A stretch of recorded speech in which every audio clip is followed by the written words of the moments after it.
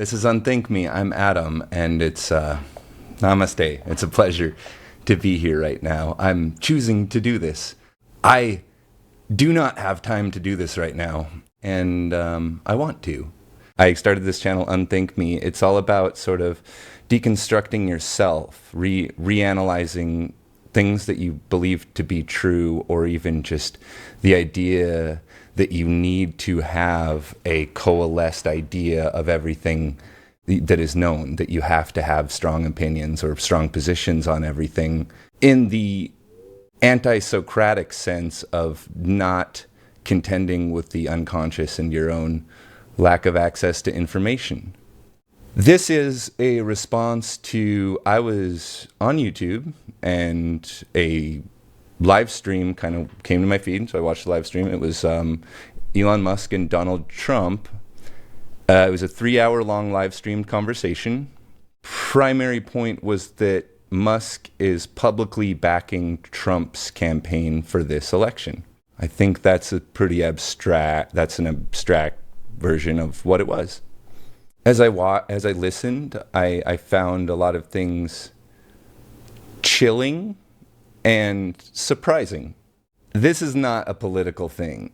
I'm not left or right in America. Classical left and right, I could go either way. I don't think it's a big deal. Constitutional rights are a big deal. And classically, both the left and the right were on board with that notion. Is it the end? Is it the only thing you need? No. It's necessary, but not sufficient to get us out of medieval tyranny. You have to have a middle class of equally righted people who are free to make decisions in the marketplace. They have news, they have journalism, they have the capacity to have events depicted to them in chronological sequence, accurately, correctly, not altered, not colored, not biased, not in the effort of proving a point, but of showing what is, so that the free thinking public can make decisions based on the factual information as opposed to the emotional valence or what it does for my own personal story or narrative, just to see and comprehend. That's what journalism is supposed to be. Our technological base has changed, and that is becoming more and more difficult to uphold due to commercial forces driving journalism out of the marketplace. Now, I'm not really left or right. I like to talk about these things and think about them. I'm an open-minded person, and I don't like to accrete identity and attachment. This is the yoga and Eastern spiritual character, is to be just consciousness, approaching problems as just consciousness, and to devalue and to be highly suspicious of things that are arising from your own personal story, and highly suspicious of biases that are coming out of your emotional reactions to things, because we know that our emotions are very influenced by events in our life that are not relevant to the rest of the world. Now,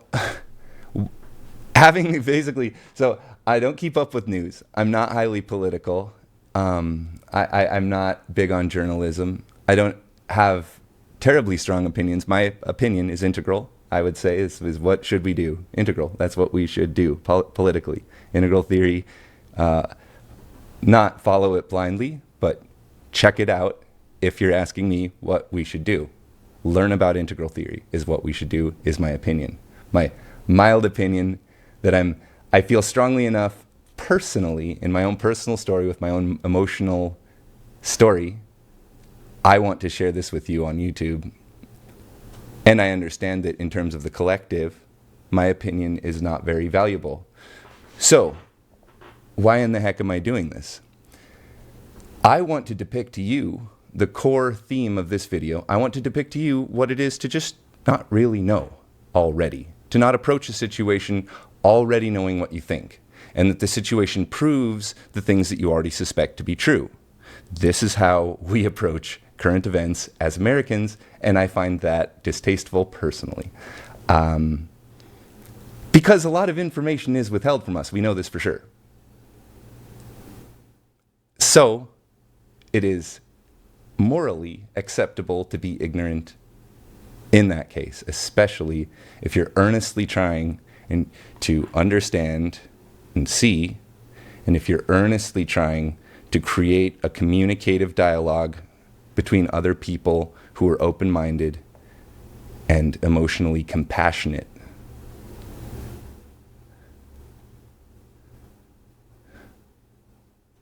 So why am I here? I find Unthink Me is a sanctuary for free thinking and genuinity.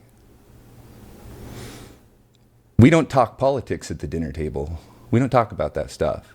You don't want to put a sign in your yard that's painting a target on you. You don't want to hang a flag. You're making a statement. And a lot of times, if I... do you want to come on my show and talk about this? Well, what could go wrong? Well, your family will see that video. Your boss will see that video. Okay, what's wrong with that? I'm not allowed to speak my genuine opinion to the people that are closest with me and the people that I collaborate with in the work that I do with my life. This is what's special about me, is that my truth is not beholden to anyone. I have made choices in my life where I don't have an immature parent. I don't have someone taking away my freedom to express myself. I've made that choice. It's difficult. So here I am.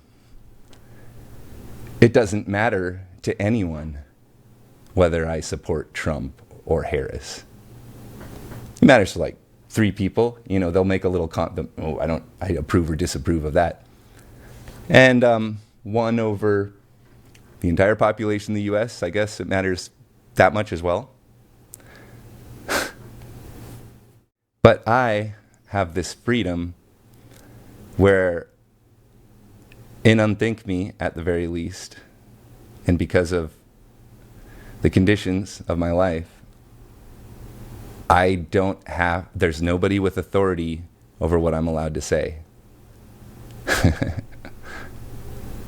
So that's why I'm here. That's why I'm allowed to talk right now, and you're allowed to close my video or not click on it in the first place. It's because it's called freedom. This is what freedom is. Lovely. I'm so glad to be here with you, and I hope you feel free too. And I hope you look at what I'm saying before strongly agreeing or disagreeing with it, because so far I haven't said anything. So do you agree with me? Interesting, right? Like, what are you judging so far? I haven't said a thing. That I believe in American values. That's what I've said. Classical, constitutional, American representative democracy. That's a value. Integral theory. That's a value. That's what I've said. That's it. And already it's like, ooh, which side is he coming from? I swear to you, neither. I swear. And those are things that I do feel passionate about, and I feel do need to be protected. And I would die for these things. Freedoms, constitutional freedoms, freedom of speech, freedom of religion, freedom to think, free thinking, ability to make a living, the ability to go out and work hard and have a home, pursue a family, pursue passions, hobbies. This is joyful. This is a good situation. It has been for a long time. I love living here. I love this country. Isn't that funny? I love this country. And I always have. Now, to point, I feel more and more alienated from the citizens of this country that we share this country now. I'm feeling more and more alien from those people to the extent that they do not uphold traditional constitutional American values. That there's people who want to take away everything that we've ever stood for, which is freedom, the pursuit of happiness, the middle class, just being able to live here and work. That's what people want. That's what people want. And I think people should have that. And the more that we give it to them, it seems like the better things get. So far. I think that's enough of that. Now, getting into the conversation itself, I think it's very important to stress how little was actually said, how much information was actually came out of it. What we heard was Musk backs Trump, that if you don't back Trump, bad things are going to happen. It's going to be bad. It'll be real bad. Yeah, it'll be bad. Everybody's going to have a bad time. Okay, we'll get to that. And we heard that Kamala has a silly name. We heard that Trump, when fired upon, behaved in a manner befitting a U.S. president. Fight. I agree. That's just like, yeah, he handled that well. There may be more to that story than meets the eyes, as that is the climate we live in right now. There's almost certainly more to that story than meets the eyes. However, just to simply look at the footage, I agree. He handled that well. He just handled that with strength. Perhaps. Apparently.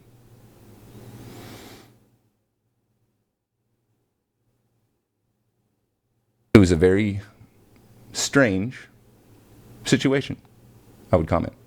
Musk gave all these sort of vague promises. Oh, bad things. So what are we talking about? Here's your platform. Here it is. You're doing it. Your 3-hour-long conversation. One of the richest people in the world, tech giant, colonizing Mars, and former president of the United States currently running. Here's your platform. You did this. You're here. So tell us the thing. But they don't. They give vague promises. Oh, it'd be really bad. Oh, that person's real bad. What are you, my parent? You're trying to keep things from me? Like, oh, you're just a child. But let me just trust me. It's bad news. You don't want any of that. You don't want to mess around with drugs or sex. No. I'm a free-thinking, free citizen. The deal here is we, the people, get to know what's going on and make decisions. So just tell us what you're proposing here as your platform. But that isn't what happened. They vaguely say, oh, bad things will happen. So what are these bad things that'll happen? What do they actually say? 2 things I got out of it. Illegal immigrants crossing the southern border, and criminality and the collapse of the rule of law in left-leaning United States cities. This is the big problem. When it'll be bad, it is to suggest, to connote to the audience that we're talking about global annihilation, nuclear war, major terrorist attacks, the collapse of countries, violent coups. Okay, so talk about that then. That's not what you talked about. You're talking about homeless people camping out in Portland. And you're talking about border patrolling. Those are the issues that you raised. And you gave vague promises to other issues, but those were the things that I heard mentioned. So are those the collapse of civilization? Would you sell out your personal freedoms over that? If you go to San Francisco, if you go to Portland, if you go to these places, the people there are not that troubled. I don't see either of these as a giant social problem. Compared to nuclear war, global catastrophe, the collapse of our democracy. Those are big deal issues. Global warming, maybe. We can debate that, but maybe. Certainly it would be an issue. Certainly. It would be an issue, right? If the climate is rapidly changing, we have to admit, that would be a serious problem, right? A couple of criminals, thousands of criminals being in the country versus the entire world melting. Big difference. There's levels here. And what was said is silly, is my opinion. That was silly. That's silly. You serious? Bums in Portland is this big thing that we have to sell ourselves out over? Or it's a big deal and bad things would happen to Musk's financial interests. And since he thinks he's saving the world from global catastrophe, whenever he loses money or loses stake or loses interest or loses public appeal, he sees that as a global catastrophe because he is the power god who saves the human race from annihilation. Now, does that check out with anything in reality? But that's the promise. That's the vague, secret promise underlying the things he says. If the attempt was to come out with some really genuine connecting with the public dialogue, I'd say it was sort of a misfire. I would say that they come off like a kind of secretive alliance that we're not allowed to know about, and we're supposed to trust the authority of these people in saying vaguely that bad things will happen, good things will happen, this is heroic, that's villainous. But it's okay, I'm an adult, and I see things clearly and respond with emotional maturity. So you could just tell me, this is the nature of democracy, is you can just tell me. You just tell me what the deal is. I didn't, my relationship with Musk is that I found him interesting. I found the things that he said interesting for quite a while, and I didn't really care what his political leanings were. I didn't find that relevant. I like many people, probably assumed he was a little more left-leaning, and that for example, one thing that didn't come up in that discussion at all was women's reproductive rights. The party that Elon Musk is backing is aligned with taking away women's reproductive right. They are pro-life as a party. That's their platform. That's what they're voting. Elon Musk didn't talk about that at all. It thus is not important to him that he's aligning with the party that historically and currently is taking away women's reproductive rights, that saying that you're not allowed to make that choice. I'm not saying anything about it right now. I'm just saying that's the party. You say make vague promises, but that's what you're doing. And the border, it's like if the left wins or if the right wins, we'll still have a border. It'll still be enforced. It'll be much more harsh with the right wingers. It'll be much more forgiving with the left wingers. Do I care? A little bit. Yeah, it's kind of important. It's kind of a big deal because there's a lot of organized crime and things like that. It's a social issue. It's not the end of the world, is my main point. It's not the end of the world, and certainly right now with everything going on, it's one of many, many issues. But if that's your central issue, I would suggest that that's because you live in an area affected by that and you're not thinking holistically about the entire everything. You're just thinking about, I hate these people because this is happening in my life. And that's rational and valid. You can do that. So I said very little, right? But that's what was conveyed to us, was very little. Getting out of the vagaries and getting into really, what does it mean for Musk to back Trump? I think you have to recognize that if you don't want Civil War history to be rewritten, believe in pro-choice, you really can't align yourself with the Republican Party right now. And so that is what Elon is implicitly aligning himself with. I feel that Elon Musk is speaking out of self-interest and focusing on what will make his business succeed more and more and more because he thinks that saves the world. And he's willing to sell out women and minorities in order to achieve that end because he, like me, sees these as minor issues in a bigger plot.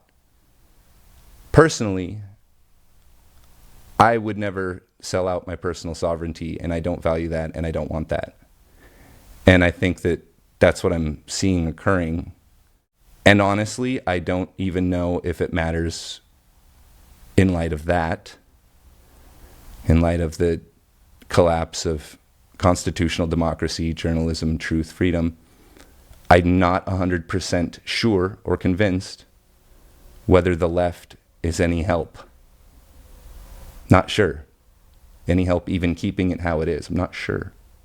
I also would never place a person in a position of high, supreme, or absolute power who demonstrably displays unconscionable behaviors, criminal behaviors, malicious behaviors, disruptive to constitutional democracy and freedom. That's my own personal opinion. That's what I'm seeing. So I would never get behind anything that resembled that. And I would never get behind anything that takes away orange meme from us. Rational constitutional freedom and democracy, the right to life, liberty, and the pursuit of happiness. That's orange meme. Religious orders, absolute dictatorships are pre-orange meme. There's nothing, communism, whatever, there's nothing post-orange meme that has people in control of the public, and the public is not allowed to know what's going on. And finally, I wanted to show you books. One is, this is Ken Wilber. It's a book he wrote early on in the Trump story.